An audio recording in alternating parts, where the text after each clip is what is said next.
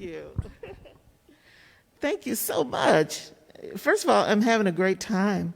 This is wonderful. And this is my little granddaughter, Bentley Rose. And she's having a great time too. She's just over here just bouncing away.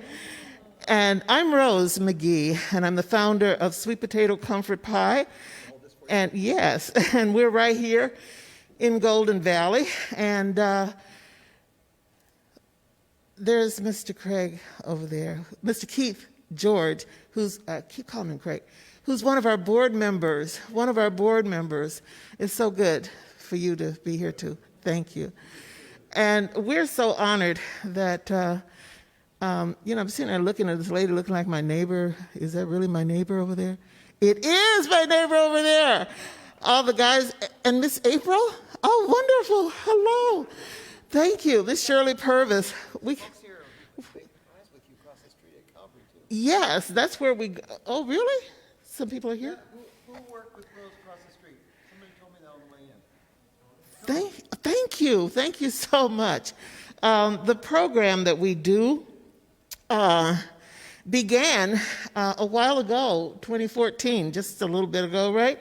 When I was sitting in my living room, like many people across this country, watching what was happening in Ferguson, Missouri, after young Michael Brown had been murdered. And I just felt compelled to do something. And being a woman of faith, I believe it was God's voice that spoke to me and said, make some pies and take them down. And I thought, now that doesn't sound too clever to make some pies and take them down, but I did. And it's the sweet potato pie that I made, about 30 of them. And my son Adam joined me, and we drove down to Ferguson.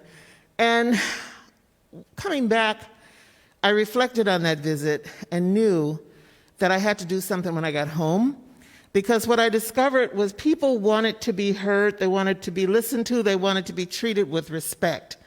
And that's no more than what most of us want, right? I came back, I called our mayor, Shep Harris, and said, we should do something, because what's happening in Ferguson could very easily happen right here. And we're on the border of North Minneapolis that gets all the negative stuff, right? What can we do to start bridging relationships, even right here in Golden Valley? And that's how it started. And we began with Martin Luther King holiday weekend, and we made the number of pies that Dr. King's age would have been. And then the next day, that was on Saturday, when volunteers came in and did that in shifts. And on Sunday, people would come and gather and have conversations, learn more about race relations. But they'd also talk about who they'd like to gift those pies to. So that's the beauty of it. Since then, probably about 4,000, my son says probably more, pies have been gifted. When those terrible killings happened at Mother Emanuel AME Church in Charleston, South Carolina, we took pies down, we distributed them. After the killings in the synagogue in Pittsburgh, we took pies out there, Tree of Life, made pies right over here at the Jewish Day School. When you're talking race relations, you've got to step back sometime and be respectful. I couldn't just go into this Jewish facility and cook pies the way that I was accustomed. Those pies had to be kosher.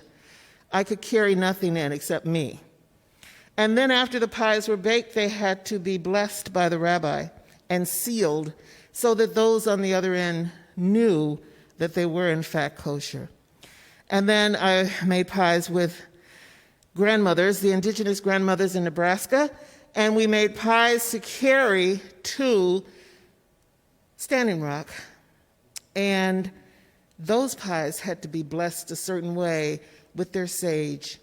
And that's how it's been. And if we just be respectful to each other and of each other and listen. So Tuesday, I invite each of you to join us.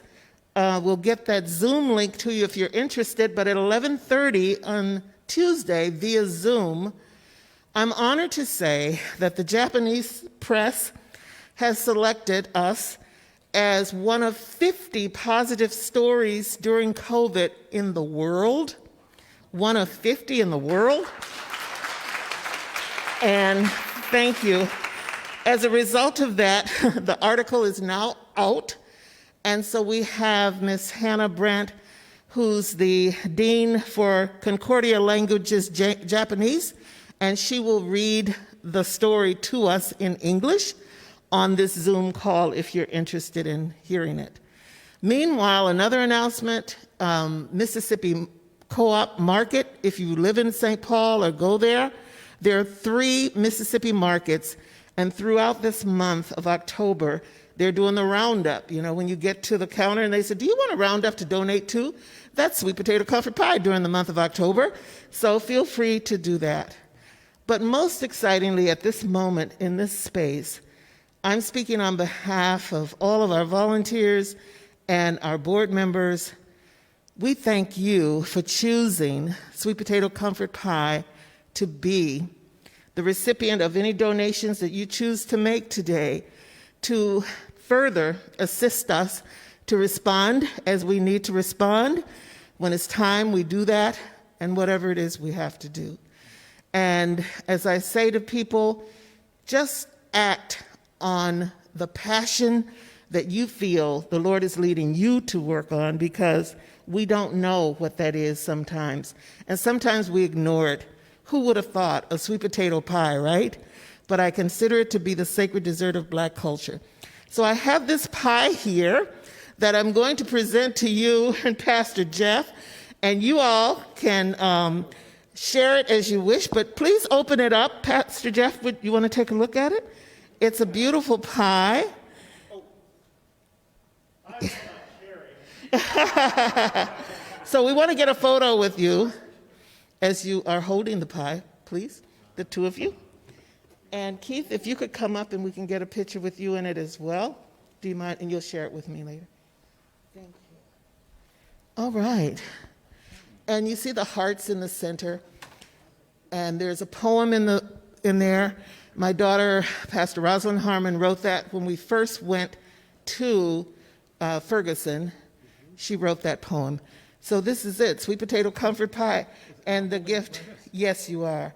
And you got photos, right? Thank you. Big smile, everyone. Another one for insurance. Okay. Bless you. Thank you. Thank you so much. Thank you for being here. Enjoy that pie. We will. Okay. Put this over here. Sure.